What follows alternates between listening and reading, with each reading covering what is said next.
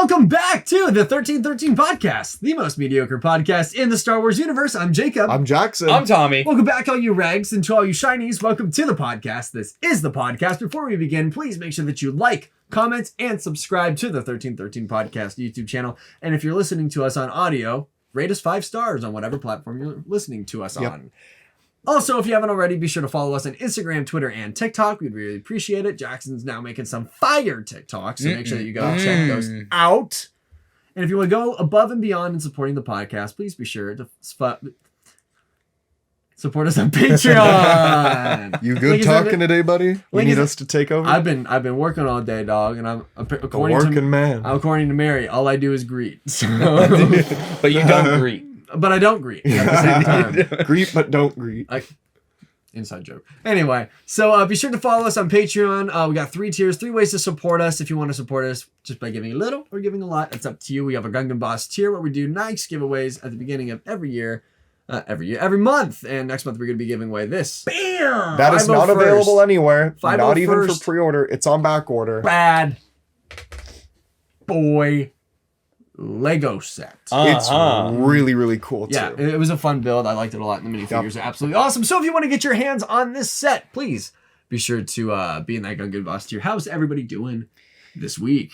I'm sad because it's the last week before my college semester starts. But aside from that, I'm doing really well. I just resubmitted my photos to become an official member of the 501st Legion with my Arc Commander Blitz armor. Nice. So hopefully, fingers crossed, this time around. The first time they just kicked me back and were like, hey, you need to change the color of these buttons on your ammo pouches. And they told me that the gap in the armor between the top of the thigh plate and the cod piece was too big, which I thought was weird, but that's the approval board. So I changed those things, and now I'm hoping to get approved and get all the fun things that come with being a 501st member. Sweet. Nice. I just got my belts in. I talked about it in our newest episode of Tika's, which will be dropping very, very soon.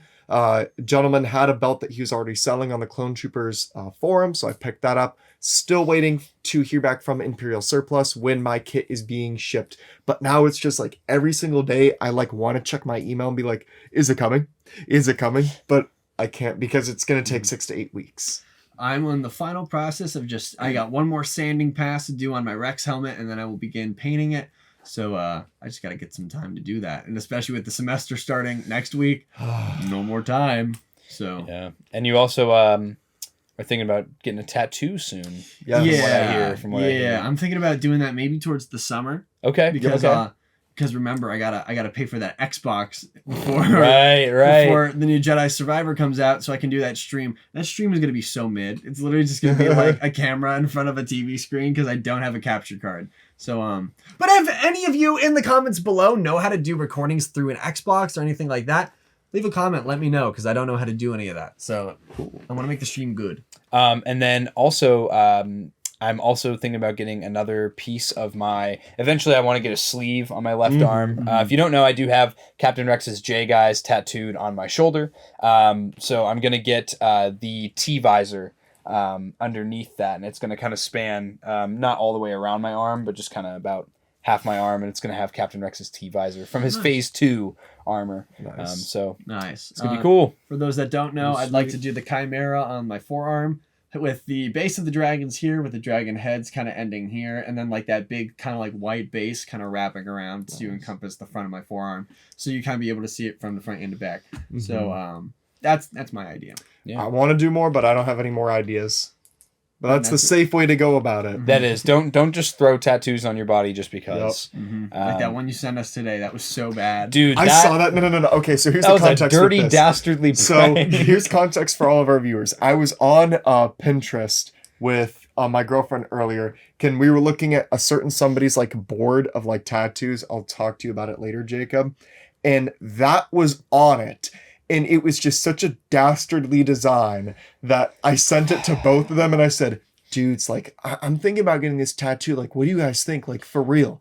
And I could just imagine you guys' reactions on the other side of the phone going, what is he thinking with that's- this one? That's probably word for word what came out of my mouth, actually. I just looked at it. I said, I hope he's joking. Jacob was like, Tom, did you see Jackson wants to get this tattoo? And I said, oh, what does he want to get? I looked at our little group text and I was like, oh God, that's cringe. That was the whole point. I was knew really you guys glad were when gonna you laugh. said you were joking. We were both like, oh, thank God. I could just imagine the camouflage cargo pants, the John Deere cutoff, the mud-soaked John Deere hat that you got from Tractor Supply, the stanky armpits, and for some reason, those Oakleys with the orange lenses. I could just imagine it. I could just see it. That is pretty funny. Disgusting. Anywho, so guys, we do have some things to talk about Star Wars wise, but one more thing is we do have a gift. You can see it out in the front of the table here. Yeah. It is a really, really cool gift, actually. It's an encyclopedia set from a good friend of ours. For those Nicolas Cage. Yes. we're actually friends with Nicolas Cage. Yeah. If you want to watch our hot mic video, if you don't get who Nicolas Cage is, he's our last guest. But no, we actually had Nicolas Cage on the show, and it was kind of crazy. But he actually sent this to us. It's a Star Wars encyclopedia. It's literally 3 books, and it's alphabetical. It's literally everything. But Legends, it was Star made in Wars. 2008, so it doesn't encompass the Clone Wars and anything else. So it's it encompasses the Clone outdated. Wars. Clone Wars Season Clone 1. Wars Season 1 in the movie, but nothing else beyond Season 1 of the Clone Wars. But still, it's all the Legends material and everything else, which is kind of insane. So that's become our sacred text of the podcast whenever we don't It's got know stuff like something. Darth Bane, Old Yep. Republic stuff, Heir to the Empire stuff, like random ass things from different books. It's got the video games too. Yeah, it's just actually I saw Juno Eclipse on one of the covers from Force Unleashed. So It had Star Wars Bounty Hunter in it too. yeah, really really cool. So, Literally every comic or book or novel or anything ever made, it is there. So thank you so much to the Nicolas Cage. Thank you so much. The Nicolas That's Cage. really awesome. he's I'm super awesome, hyped. and shout out to him if he's ever listening to one of our episodes. Shout out to him for coming out, and he comes and visits us at work sometimes, and we get to have a chat with him. So, but yeah. Love him. We're cooler than you because we know the Nicolas Cage. That is do. facts. So yeah, yes, we have a couple Star Wars news and rumors. The first one of which I actually found on, I think first it was TikTok, and then I also, with TikTok, you don't really know if it's true or not, and I never know if I want to actually talk about it. But then our good friends Sarlacc Digest podcast, they touched on it a little bit too. Yes. So there is a leak. This comes from a person who was on set allegedly for the Mandalorian season 3 and kind of drew a mock-up of what they saw on set, which is kind of like a predecessor to the Praetorian Guards that we see in The Last Jedi. So the sketch that this person drew out does show, basically from the neck down, it's very similar to what we see in The Last Jedi. However, the helmets are much more akin to a Mandalorian helmet. They're in that classic red style, that crimson red, but they do have the Mandalorian T-visor, but down the middle of the T-visor is another red stripe of armor. So it almost looks like, imagine like a Roman gladiator helmet is what I think of, or a Centurion helmet. They look super cool, and they do use all the same weapons that the Praetorians use in Episode 8. I think if this is actually true, it probably has something to do with another Snoke reference, because in Mando Season 2, we definitely got a Snoke reference, and I think it would be cool to see a follow-up on that.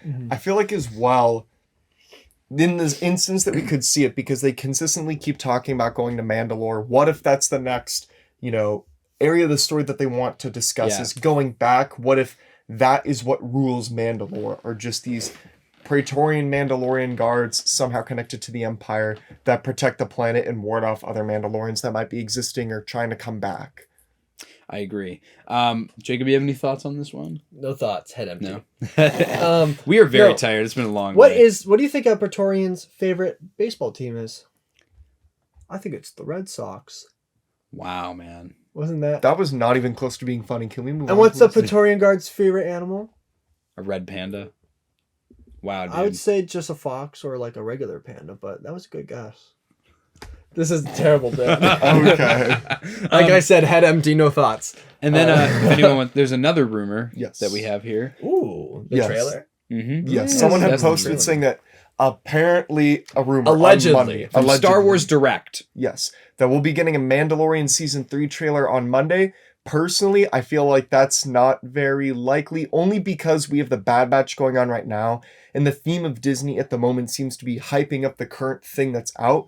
But I get that Bad Batch and Mandalorian are going to overlap at some point. They're going to coincide. So it is going to drop at some point. It's about time that we start getting like the trailer mill, because we get one trailer like about 6 months out, or like the TV spots. Yeah, the TV spot, and then you start getting like another one, and then you start getting like the little ones that are on Instagram like the month before. Well, it's also pretty typical of Star Wars to drop a trailer on a Monday. That's usually the day of the week they choose for some reason. I would be ecstatic if we got a trailer. I hope it's a trailer with some new footage. But I do like the way that they do the trailers with the Bad Batch and Mando, where a lot of what you see in the trailers shows up in the first couple episodes of the season. And then like in the Bad Batch, we've seen pretty much almost everything that we've seen in all the trailers now in just these first 3 episodes. So it leaves me wanting more. Wanting a lot, and there's a lot left to the imagination with the rest of the season. But with that, I think that's a good segue to start talking about Bad Batch. The Bad Batch. Episode 3. Whoa. That was a solitary clone. That was a solid episode. Yes. Like, it was. I liked how the whole air of it just felt like a regular Clone Wars episode from like back in 2008. This episode really scratched an itch for me for Star Wars. I've been really wanting to see something like this. Just more clone troopers on an op. Just, you know, doing a mission, and the stakes are high, and just kind of getting that Clone Wars feel again, and seeing some familiar faces. It was really nice. For me, I was very satisfied coming out of the episode. See, what took me away from it, I guess, at least, because like you said, it's cool to see the clone troopers on and off. I feel there's less stakes involved because for me now, watching the Bad Batch, my emotional connection tied to the clones is just gone. Really? Because for me now, I look at them as just property of the Empire. Like, yeah, they're clones. Yeah, they're still like cool, but it's like, but they're not what they were before, because now they're with the Empire and they're not doing anything that's good. I mean, like, yeah, it's Cody and Crosshair going around trying to free this person, but in the end, it ends up in a very cruddy situation. So then it's like, execution. You did all this for that? Dude, that's crazy. That's the exact opposite of what I thought. Same. I'm with Jacob on that. Because now I'm thinking more clones are starting to defect. And just to say, I did not imagine Cody defecting. Yes! I was so That was happy. quick. It's weird, because now I'm like, okay, what's his arc going to be? Yeah. What is it? I think his arc would have been great if it was a villain arc in this, but it's not. So it's funny because I was talking to Jackson about I'm actually really happy that because in Legends, Cody was just an instructor for TK stormtroopers. When the conscripts started coming in, he just taught them, trained them, and that was what he did until he died of old age. Whereas with this, I feel like this is a lot more not only fitting for the story, but I just think it's a lot more compelling than just, this is what he did for the rest of his life, you know? Yeah. Well, we know that he's still going to die, though.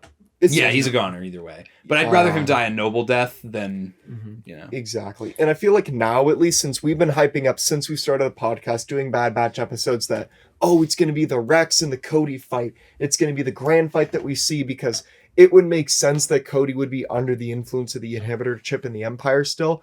But I think it's interesting to see that now our predictions have completely shifted, and it's not going to be that at all. It's going to be something completely different. It's keeping us on our toes. Dave Filoni heard us, and he wanted to keep us on our toes. Yeah, I think too, it's like, I was talking to Jackson about this the other day with the Order 66 thing. I think the inhibitor chip is only for Order 66, and a lot of the clones have no reason to defect from the Empire, because it is the same government that they were fighting for anyway. So like, a lot of clones don't see it the way that Rex does. And maybe a lot of clones are, like Cody says, they're questioning the Order, but that doesn't mean that they're going to go against the government, because then what happens? Then they're just, wandering in the galaxy by themselves. This is the only place of belonging that the clone troopers have ever had. See, I feel like that's a good segue to what the title of the episode was, and how I feel like it has multiple meanings. The solitary clone.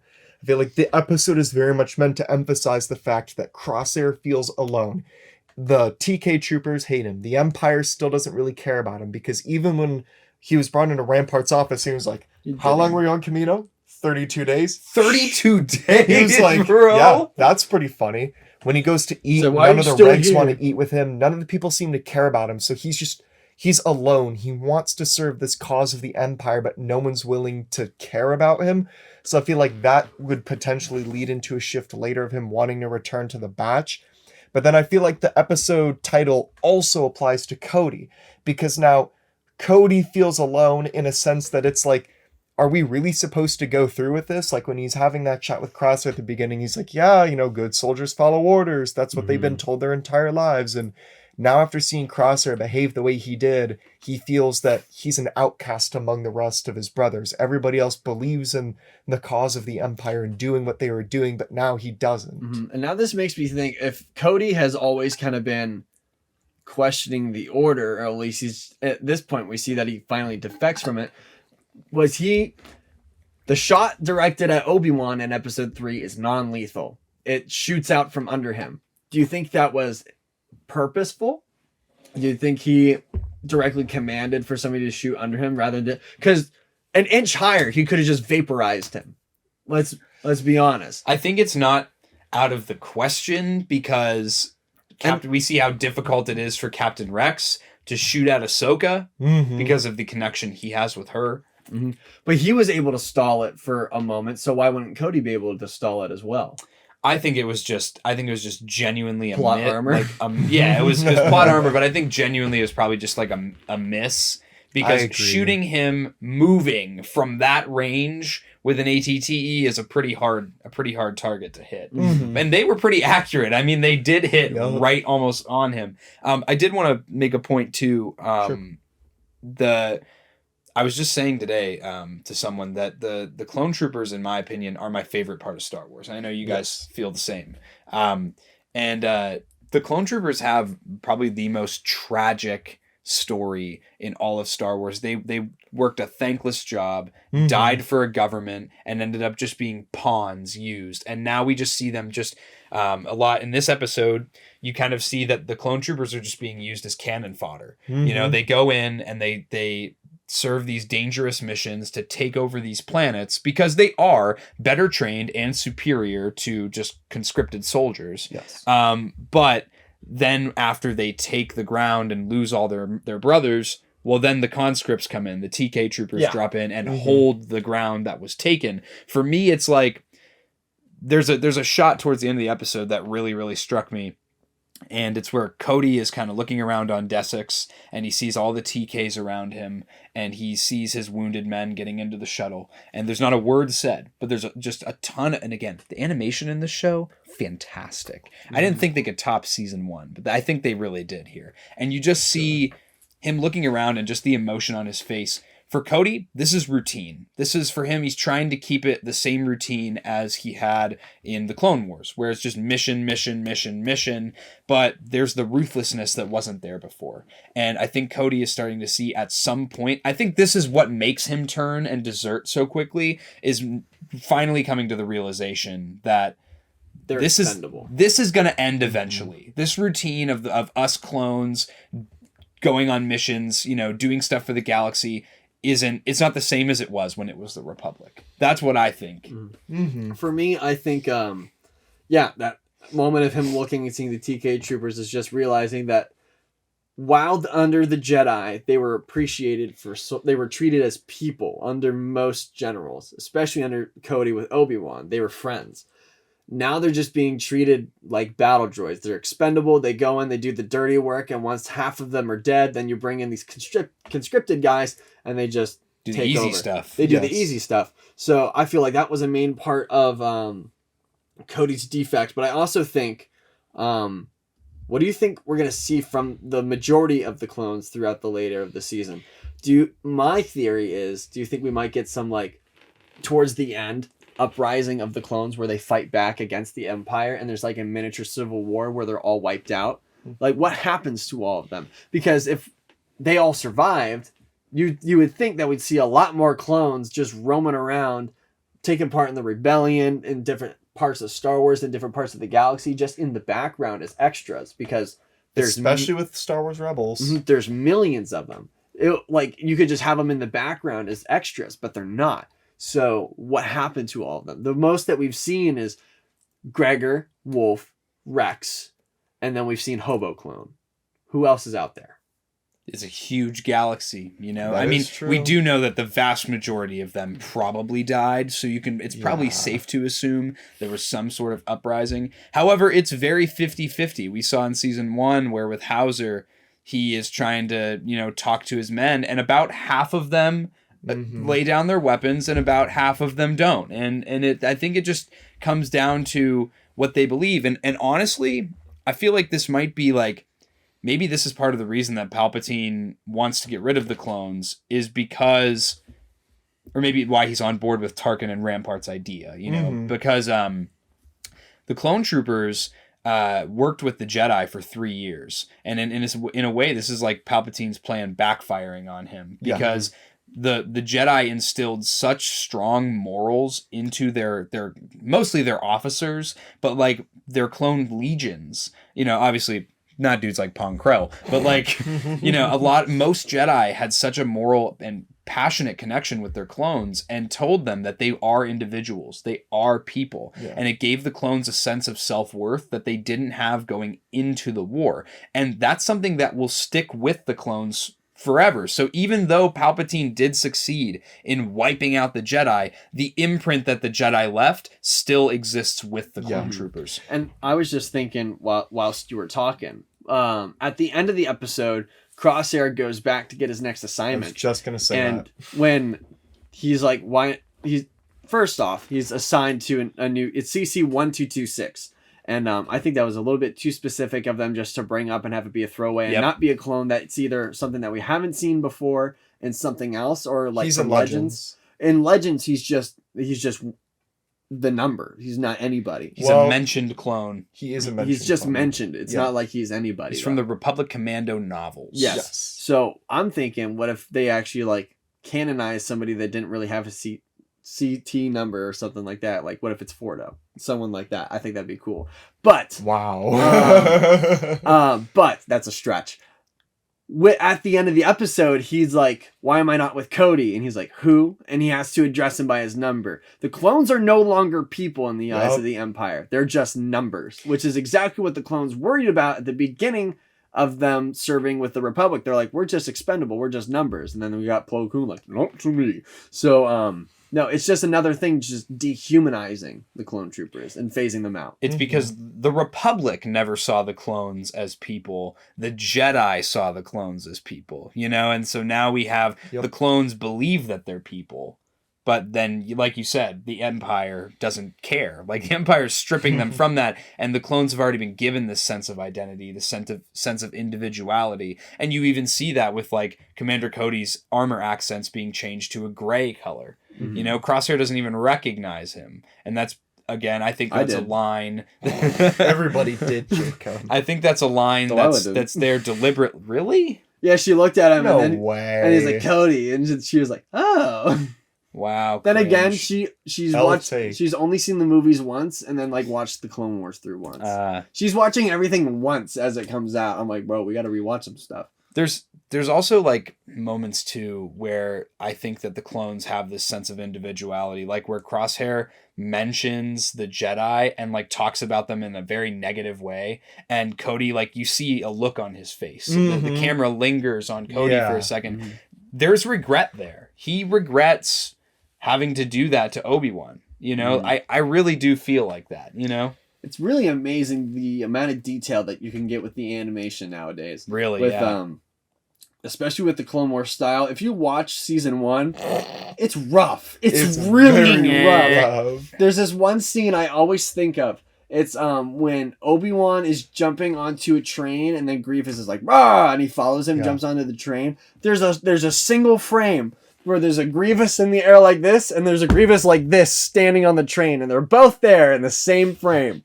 So it's like, you go from like goofy clippings, and they're like all the movements are like robotic, and they're kind of just like this, to being able to show subtle emotion through somebody's facial features through animation. That's that Disney money. That's that Pixar money. That's that Disney money. That's that Disney That's money. that bread. Shout out to Bob Iger for lowering the prices at Disney World and making parking free again. Woo! Woo! Parking's free again. Yes, sir. Rah! I'm not going anytime soon. But I just want to say, something else that made me feel like this was a Clone Wars episode was the clone troopers that got named and then killed within Nova. minutes. Yes, Nova dude. and Wyler were the two that went with Crosshair and Cody, and they died miserable, horrible deaths. And I felt so awful. And it was that same feeling that I got as a kid watching the Clone Wars and seeing especially in the one I always think of is the Citadel arc. Mhm. Charger, Long Shot. Like, these clones, I never knew their name until Cody says their name after they die. And then I'm like, that was so sad. That was a person, you know? It was just like, wow, he really got gunned down by that droideka going boop, boop, boop, right to his chest. The Separatists were actually really aggressive in this episode. They were cognizant things that could do their job. They have never, in my opinion, they've never seemed like more of a threat. yeah. I know. Especially the crazy. droidekas rolling around and then opening up a shield, then killing someone, rolling down to get a better line of sight. We never saw that in the Clone Wars. It's because Dave Filoni started watching Battlefront gameplay and watching how these epic said, gamers troll you. These people are onto something. He said, These let 'em- angsty let 'em cook, teenagers let are 'em onto cook. something. Dave Filoni gets mopped the floor with by a droideka by Eric Rip, level 979 droideka. Okay. I see how it is. You think you're funny, man? Funny man band. Yeah, it was just cool to see clone troopers work together. Crosshair shooting down the barrel of the AAT. That was That's something sweet. I've always thought of. You know, like that's something I I've agree. always Yeah, thought because I of. was like, will it work? Will it not work? And now we know it works. Mm-hmm. Or when he uses the mirror things to take out the tactical Those- droid and the commandos those in the stairs. That final shot was so cool of him just. I was like, It was like, oh yeah. that was sick. It's pretty crazy. It's not physically possible whatsoever, but No. that was pretty neat. But it's cool. It was and it's fu- cool to see. You want to know what was funny? I rewatched the episode with Delilah, and Cody shows up, and she just goes, "Oh, it's him." And then the battle droids show up. She goes, "Oh, it's the droids!" She loved. and then the commandos go on screen. She goes, "No, it's the bad guys." I'm like, Delilah, they're all bad guys. She's like, but these ones are badder than the other ones. The commando droids were really cool to see. Yes. I mean, I wasn't Yeah. expecting commandos. They weren't expecting special forces. Nah, neither was I, bro. And they were so cool to see. Yeah, the way were so they cool. beat down Cody and Crosshair in the stairwell and almost got him too. I And mean, it then was Cody had to go choking. off with his knife, and I was like, When Cody dang, stabbed that John like 3 times, I was like, oh, this getting violent. that was More and more, I watch these shows and I go, the cartoon makes it look like it's for kids, but really it's not. Ooh, a point that I thought was really cool as well was the fact how, obviously at the beginning of the episode, this planet used to be a part of the Galactic Republic, then separated themselves from it because of the war effort. But now, Yeah, they were separatists. Yeah. Yes. The separatists, So- they separate. yes, but now because the Empire controls everything, you can't be an independent planet anymore. They have jurisdiction of you, Yeah. no matter if you say Like, you're We independent have or no not. rights here. Yes, we do. So I thought that was a really wow, it's really going further and further to show more how the Empire's just putting its foot down to control Get planets. gamer. Can we talk about Imperial Governor Groton? Bro. That man, His name was What an- Groton. that No. man pissed me off, dude. I hated He was him. the most slimy, cowardly Imperial I officer almost I've thought ever Cody seen. was gonna kill him. I wanted Cody to kill him. Well, he was in the middle of saying, if you don't do it, that's insubordination. and I was like, you've got to be kidding me, dude. Thank God Crosshair was there to do the dirty work, because I was not. I knew Crosshair would go through with it. When when the separatist governor name drops Lux Monteri, I was like, oh, Yeah, Mina that was- Monteri. Mina Monteri. I thought it was Yeah. Lux Monteri. No, it was his mom, Ah. Mina Monteri. Mhm. It was that was a very cool drop, and also hearing her name was something Ames was the governor's name, the separatist governor. I don't know. She mentioned Dooku. I thought that was a great reference. Dooku was right. He was right. He said this would become an empire. He was. He was Yeah. right. Yeah, well, little did they know it's because he was working with the guy that was pulling all the strings, but still super cool to see, people still have these. Are you good, dude? Are you good, dude? The chair was really low. I didn't want to look that short. We are 30 minutes into the episode. And you had to fix the chair because I work short. Shut up. I'm the tallest here, so you don't need Not to keep anymore. compensating for height. Not anymore. But at any This rate, guy, dude. no, like you said, that was a really cool detail too. What I'm just gonna say it. Crosshair's theme, chef's kiss, dude. When he shoots the person and then he just and it's like whoa, like every time it's like a roller coaster. It's like whoa, like listening to it, dude. Crosshair's theme is literally just a Skrillex concert. But it's cool though. Oh no. I absolutely love that kind of just the boom that's been used in a lot of different music pieces recently. The Dark Trooper theme. Mm-hmm. Very techno. Mm-hmm. Yeah, but Governor Groton, he made me so angry. He was so slimy and cowardly. And that just goes to show again, it was cool because up until that point, it felt like a Clone Wars episode. Yes. The named characters get together. They go on their mission. You have your, the clones go on their little endeavor. They get to the end and you have this moral dilemma. And Cody is treating it like how the Republic would have treated it. Mm-hmm. He's trying to find a way to mediate the situation. Like just how Obi-Wan would have. And then you see Governor Groton and Crosshair are snapping you back to reality, and you see Cody's realization. Oops, there goes gravity. Oh my god. And you see Cody's realization of that, again, like we said, things have changed. This is no longer the same government. This is no longer the same morals as it was before. The Republic cared. The Empire does not. I also really, really just need to talk about something here, bro. Okay. I need to talk about something. Rampart is in my top 5 Star Wars villains of all time. Why? Because again, part of it has to do with my very deep connection with clone troopers. And one of the reasons I like Pong Krell so much was his distaste for clone troopers. And Rampart reminds me a lot of Pong Krell in this way. I agree. Number one, like how he only Pong will Krell, refer... but white boy? Guys, it's Pong Krell. They just used cloning technology and made him human. They just made him into a quirked up white boy. Okay. Is he goated with the sauce? No. Bro, chill. But yeah, Rampart, like he only refers to the clones by their CT numbers. Yes. And for me, that's super cool because now you have another character that he has a hatred for them. It's not just him trying to move up the ranks in the Empire. There is a genuine hatred for clone troopers behind that. You'll see that he less and less surrounds himself with clone troopers too. In the first season, he would always have clone troopers with him. But now we see that less and less in the season. You never see him with a clone trooper. And the only time you do, it's him killing a clone trooper. Or referring to him as his social security number. Yep. Yeah, I think Rampart's going to ramp up to be a very, very good villain going forward in the show. I know inevitably he's going to die because Tarkin is going to find out that the Bad Batch is alive. And I kind of hope that does happen. That would be satisfying. I want him to die a horrible death. That would be satisfying for the Emperor to do something. To be honest, I completely forgot that dude was even in the trailer. Yeah, oh, the Emperor. That's right. Because the only shots we haven't seen from the trailer are Gunji and the Emperor, and there might be another throwaway if I'm incorrect and somebody points that out in the comments. But yeah, it's the Emperor and Gunji are the two things that we're missing. Granted, we don't even know if Gunji's on Kashyyyk. What if... I'm going to assume he is. What if... Okay, we know Palpatine's probably on Coruscant from the shots that we've seen in the trailer. With Grogu. No. Anyway. No. So, we see him on Coruscant. We know that Crosshair's on Coruscant. What if Crosshair tries to defect midway through the season and the Bad Batch have to rescue him?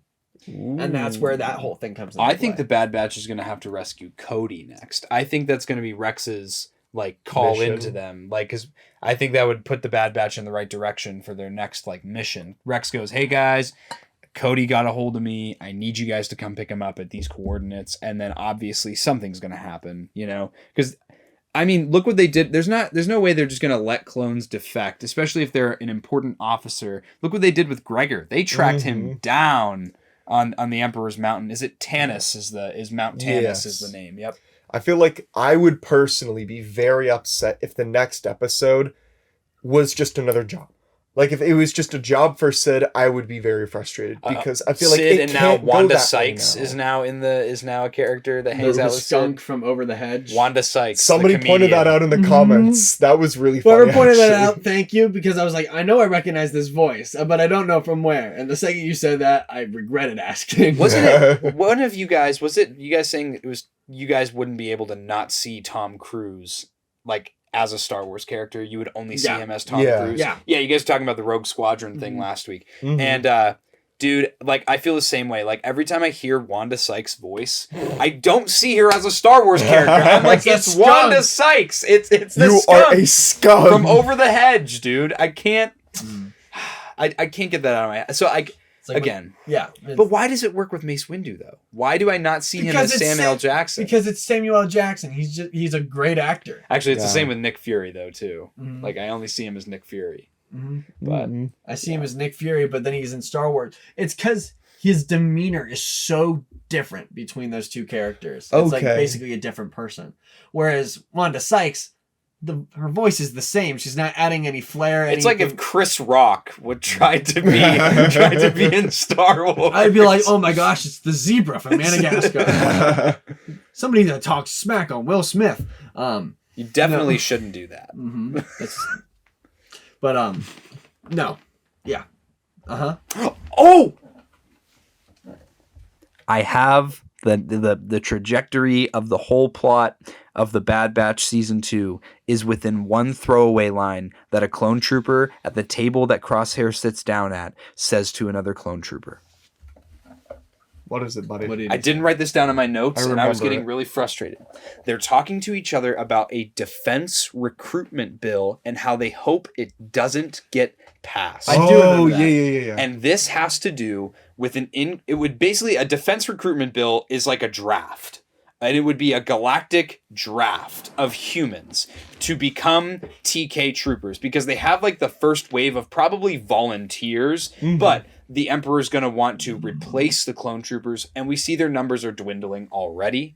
I had to point that out, and I'm really I thinking did forget about that. maybe this is why the clones are going to rebel because they're getting replaced. And you can already see the distaste that clone troopers have for the TK troopers. Mm-hmm. But I just They want to don't hear like your them. guys' thoughts on that. No, that is a good point. Yeah, that's an emphatically good point. But here's something that's off topic. Okay. What do you guys think of the TK armor? Now that the wow factor has gone away of like, whoa, it's the Ralph McQuarrie thing, I low-key hate it. I'm going to keep it What? a buck. I like it. I really like it, dude. I think it looks nice. I think it's okay. It's just I'm not. This is the first trooper design that I've looked at, and I'm really kind of just going, man. Because if I have to rank trooper designs, everything else is up here. The Ralph McQuarrie stuff is 2. I would put the First Order down below. Just because I like the Imperial armor better than what we've seen for the First Order. I mean, I think the Ralph McQuarrie art's really good. Oh no, the Ralph McQuarrie art is good just because it's what inspired the original Star Wars. But I think in it's good, though. Well, I feel like it's just pulling from Ralph McQuarrie art has been really good for Star Wars for a while now. When you're trying to come up with new designs for ships or aliens or things like that, this I think was just a little too much because I don't see it as like, oh, this is a trooper. I say they just pulled from the Ralph McQuarrie archive and said, guys, we need to make a new trooper. What's something Star Wars-esque that's a trooper that we've never used? Oh, let's use this. It just, I don't know. It like, initially I was like, wow, this is cool. But the more and more I see it, yeah, it's cool. But I'm like, I just disagree, man. I think it looks cool. Listen, bro, here's where I'm at with it. I think it looks cool, but also continuity-wise, I think it fits. Because I really don't think the Empire would have had the same Imperial armor for just 20 years straight right out the gate when they're getting rid of the clone troopers. It makes sense. We see in the Clone Wars, Phase 1 and Phase 2 armor within a 3-year span. You know, they're constantly upgrading armors. I think Palpatine low-key has a thing for just making cool armor designs. He's constantly telling the Kaminoans, hey, make ARF troopers, make commandos, make this, make that. But like all these specialized armors and like the Spec Ops clones. And I think just seeing like that there's an evolution, you know, that the Empire changes and adapts and develops over time. I think that is very, very oh cool. no, I'm not saying that it doesn't make sense. I just kind of feel like choosing that in general. It just feels like a cop-out now, the more and more I look at it. Zeb's basically the same thing from that. I'd be liking it. Well, that's the thing. Zeb's is more a deep cut. I'm going to say it right now. My thing is that armor is way too iconic for what it is. I'm just glad that they don't have lightsabers and shields, because then that would be way too much. But this needs to be said. Okay. If Zeb, I pray that Zeb never makes it into live action, because I guarantee you he will be the single ugliest mug to ever grace the Star Wars cinema. But what if he's in Ahsoka Ahsoka, show. dude? The Ahsoka show had better not have Zeb, and if they do, it better be him in a closed casket, because I swear, bro, he is the single ugliest. Like, think about how ugly he's gonna look in live action. Imagine that. Grinch. I'm telling you, he's just bald Grinch. This man dude. is a Lasat racist over here. I'm a Lasatist. A Lasatist. And he admits it. I'll just be chilling with the homies on Lirasan, and you'll be wishing you were there. The planet is gone. No, it ain't. No, it's not. Lirasan is the new one, dude. All you gotta do is follow them whales, follow the light. The Purgles. The Purgles. Yeah, but I really am excited, because I think we get like these little tidbits all throughout. Whether it's Cody, whether it's the clones talking to each other, the look at the TK troopers. I think that this is all building up to be a final countdown to why the clones would all unite together to rebel against the Empire. Because right now, it's like 50-50. Yeah, but I think my hype really resides in when are we going to see more with Mount Tantus? That's what I'm Mount excited. Tannis. That's what I said. Where is Nala Se? Yeah, I want to know what's happening with, because that's where, are we going to get Starkiller? Are we going to get a Force-sensitive clone? Are we going to get anything like that? Remember the Force-sensitive clone in the Lego Yoda Chronicles? It's going to be that guy. It's going to be that guy. What's his name? Someone made a custom Black Blue Series Arm. of him too, and it looked really, really cool. How mad would you be if just what we saw of Mount Tannis in season 1 That was it? was just it, and then it never gets touched ever again in the They're Bad not Batch? gonna Well, do we've that. seen in a trailer, we saw a Kaminoan cloner on Tannis in the trailer. Oh, thank God. Never mind. I forgot about that So- shot. Thank God. So we're going to get to it eventually. I just want to see it. Eventually. I think, Eventually. I'm still holding on to Task Force 99. I think that The more- that would be the only reason the Emperor would have anyone. Because again, Tarkin went and evaluated the Bad Batch and saw how good they were at fighting. And why would you not want a specialized team of clones that you can make completely obedient to go on your most dangerous missions or your most important missions? So my thought is, I think they're definitely going to tweak or maybe retcon the look of some of Task Force 99. But I'm still holding on to that Task Force 99 will become a main antagonist for the Bad Batch, because With the trajectory so far, though, I just don't see maybe it. led by Crosshair. We don't know. We'll have to see. We'll have to see, but I don't know. I don't really got too much else to talk about that episode. Me neither. neither. Jinx. Well, It was a great episode, and I'm excited for next week. I left feeling, again, this scratched an itch for me. I give this episode a 9 out of 10 because I was very, very satisfied with it. And it was nice to actually see an episode that didn't have the Bad Batch in it. Yep. Technically, it was a Bad Batch member. I like that we get to see Crosshair's side of things. Yep. Yep. I hope we continue that to see that too. Yes. I give this episode, I watched those out of wrist rockets, a 5 out of 10. I give it like a 7 out of 10. It was good. Dang. Okay. Yeah. Well, with that, thank you all so much for joining us on this episode of the 1313 podcast. Please, if you liked it, like, subscribe, comment, Twitter, Instagram, TikTok, Patreon, 3 tiers. Yep. Little money, a lot of money, not really. Giveaway. Lego set. Lego set. It's hard to find. Lego set. It's very good. It was on shelves one day at Target. I scooped it immediately as soon as they put it on. And February it hasn't been there 1st. since. February 1st. Join Lego the set. Patreon before February 1st. Yes. Join the Patreon before February 1st. If you join on February 1st, you will not be included in the giveaway. You wouldn't know. Thank you for watching. Merch below. Bye-bye. Bye! See ya!